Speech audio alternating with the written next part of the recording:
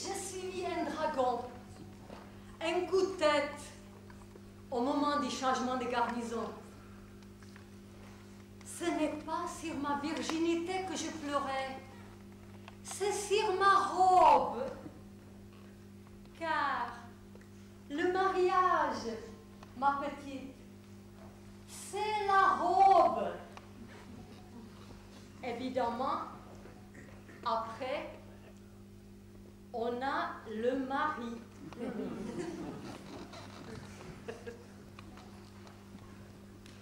57 heures de travail, rien que pour ces petits plis-plis.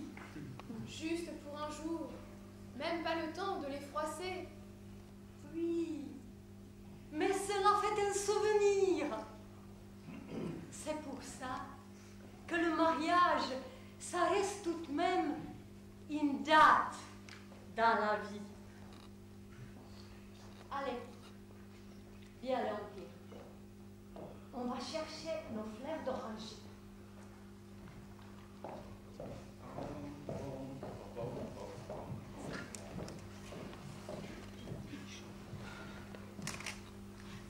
Mais ta robe est ravissante. Tout va bien? Tout va bien, papa. J'ai 15 ans, je suis enceinte et j'épouse, dans 1 heure, Gérard Courtepointe, que je n'aime pas. À part cela, tout va bien. Ma robe est merveilleuse et tu as été très généreux. Qu'est-ce que tu veux dire, ma petite? Ça, exactement, papa. Pas plus. Il est encore temps de dire non, si tu crois que tu fais une bêtise. La mairie, cela s'arrange. Et l'enfant? Nous l'élèverons. Je dirais qu'il est de moi. Non, papa. Ce serait une bonne situation de théâtre si tu te décidais enfin à faire franchement des vaudevilles. Mais ce serait un mauvais calcul. Car j'ai épousé Gérard précisément pour être enceinte, l'obliger à m'épouser et pouvoir enfin m'en aller d'ici. Un beau nez droit, des yeux profonds et vides, 3 usines et des parents comme dans une chronique du Figaro. Tu n'étais pas heureuse avec nous? Non, Pourquoi? parce que vous n'étiez pas heureux. Les disputes, les crises de nerfs, les cris. C'est partout pareil. Pas chez les Courtepointes. Ils ont l'air calmes, eux. Ainsi, tu avoues que tu épouses ce garçon pour... Pour changer de maison, papa. Alors je viens te voir le matin de tes noces, la bouche en cœur, pour entendre tes reproches. Mais non, papa. Je ne veux pas t'accabler. Tu crois que je me suis trop fait les yeux? À partir du moment où on se les fait, autant les faire bien. Mais si tu es ému et que tu pleures... N'aie pas peur, je ne pleurerai pas. J'aurais plutôt envie de rire.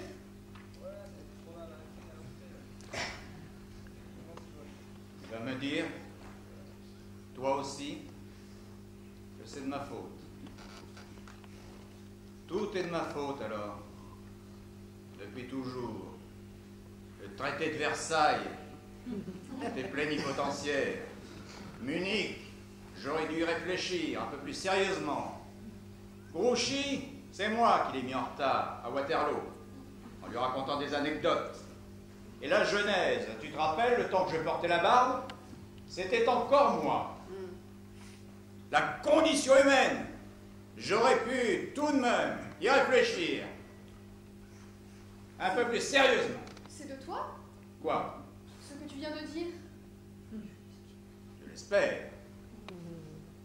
On ne sait jamais. J'ai le plagiat inconscient. Tu mettras ça dans ta prochaine pièce. Tu feras beaucoup rire, papa.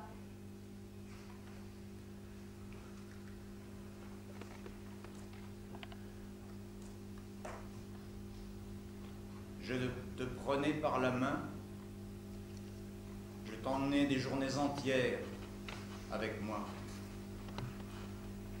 J'étais le capitaine. Je t'avais appelé le soldat myope.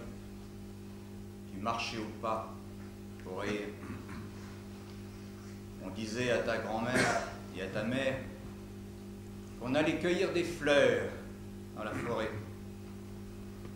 Je te portais sur ma nuque en rentrant des kilomètres. Je sentais tes petites cuisses tièdes, ton poids léger. Et pourtant, tu commençais à être lourde. J'étais l'éléphant de la reine de Saba. Et tu cueillais des feuilles au passage dans les arbres pour chasser les mouches de ma trompe. Cela devait être bien fatigant. Tu vas pouvoir me reposer à terre, papa.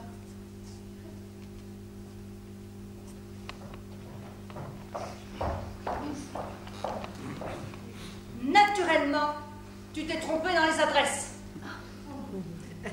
Et naturellement, tu ne t'es pas encore changé. Les chevillards n'ont pas su leur faire part, et les ravacholes que moi, je ne voulais pas inviter en ont eu 2. Quant à ton maître d'hôtel, il est arrivé le bras en écharpe. C'est ça ta fameuse maison Chauvin. Le linge va être un désastre, je le sens. Et les fleurs pour la décoration ne sont pas fraîches. Il faudra prendre celles des invités qui les reconnaîtront dans les vases.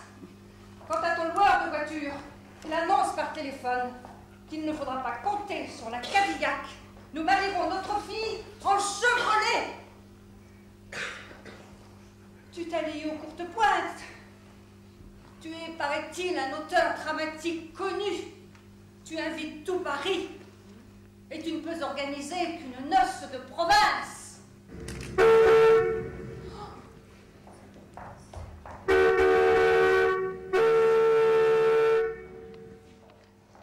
Mon Dieu! La première voiture! Ce sont les pépins de Montmachou. Et ils ont emmené la grand-mère. La comtesse douairière de Montmachou, née Dreyfus, est chez nous. Et nous ne sommes pas prêts. Mes gants! Où est-ce posé mes gants? Je ne peux pas les accueillir sans gants.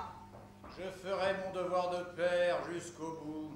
J'irai accueillir en personne les pépins de Montmachou et la comtesse douairière de Montmachou, née Dreyfus. Ces gants, je n'entrerai jamais dans ces gants. C'est encore de ta faute, tu me les as fait prendre trop petits. Je ne devrais jamais t'écouter. Il faudrait du talc. Il faudrait un maître d'hôtel à 2 bras. Il faudrait une Cadillac. Il faudrait un médecin. Je vais la piquer, ma crise de nerfs. Monsieur, c'est encore monsieur Lassurette. Il a l'air hors de lui. Il est habillé en clochard. Il voulait demander à monsieur pourquoi monsieur ne l'a pas invité. Il va encore faire des histoires à monsieur le jour du mariage de sa fille. C'est la moindre des choses. Vous ne voulez pas que j'appelle le fiancé d'Adèle qui est venu aider? C'est un costaud, son fiancé. Il est pompier. Et avec lui, monsieur Lassurette ne pourra pas lui faire le coup de la misère. C'est un enfant de l'assistance. Il en a bavé 10 fois plus que lui. C'est vrai, ça. Ça me fait de la peine de voir monsieur toujours tourmenté par tout le monde. Tout n'est pas la faute de monsieur. Bon sang, merde! Ma petite, où vous croyez-vous? À la cuisine? Mais non, tu l'entends, au salon. Toi, tu es gentil. Et pour finir, ce qu'il y a de plus rare.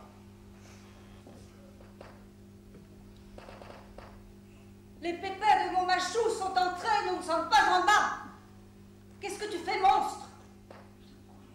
J'embrasse la bonne sur les 2 joues, devant tout le monde. Le jour du mariage de sa fille, dans la grande maison familiale, c'est le goût du vice.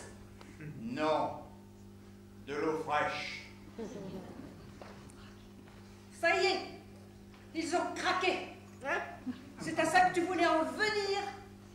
Sadique! On aura bien rigolé, hein papa? Le jour de mes noces.